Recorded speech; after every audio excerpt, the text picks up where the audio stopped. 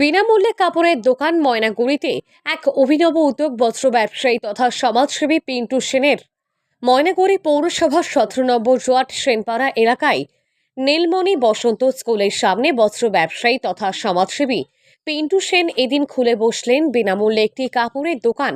এই বিনামূল্যের কাপড়ের দোকানে 0 থেকে 14 বছর বয়সের বাচ্চাদের বিভিন্ন রং বেরঙের কাপড় সাজিয়ে রাখা হয়েছে। যার যেটা পছন্দ সে সেটা নিয়ে যাচ্ছিল। অনেকে দুটো নিয়ে যাচ্ছে, অনেকে আবার 5টা 6টাও নিয়ে যাচ্ছে। এতে কোনো বাধা নেই, কোনো বারণ নেই। যার যেটা ইচ্ছে, যটা ইচ্ছা নিয়ে যাচ্ছিল। সেই চিত্রই উঠে আসলো আমাদের ক্যামেরায়। গরিব দুস্থ মানুষেরা বিনামূল্যে নিজের পছন্দ মতো রং বেরঙের বস্ত্র পেয়ে খুবই খুশি ও সাধুবাদ জানিয়েছেন বস্ত্র ব্যবসায়ী তথা সমাজসেবী পিন্টু সেন মহাশয়কে।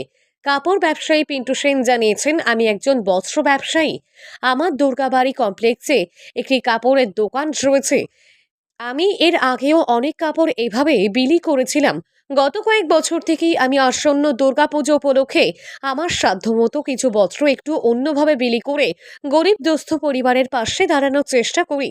তেমনি প্রতি বছরের ন্যায় এবারও আসন্ন দুর্গাপূজা উপলক্ষে কিছু দুস্থ পরিবারের পাশে দাঁড়ানোর চেষ্টা করলাম এবং আগামীতেও চেষ্টা করব।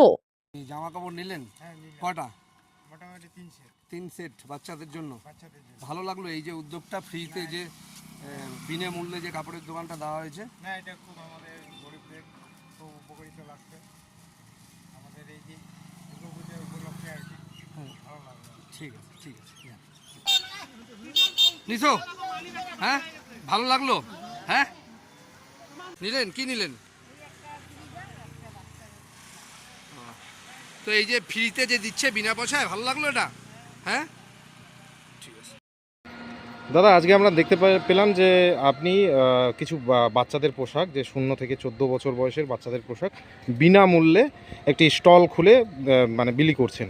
তো এই অভিনব উদ্যোগ আপনি যে নিয়েছেন, এটা কেন মনে হলো যে বিনামূল্যে কাপড় দেওয়ার বিষয়টা কি বলবেন?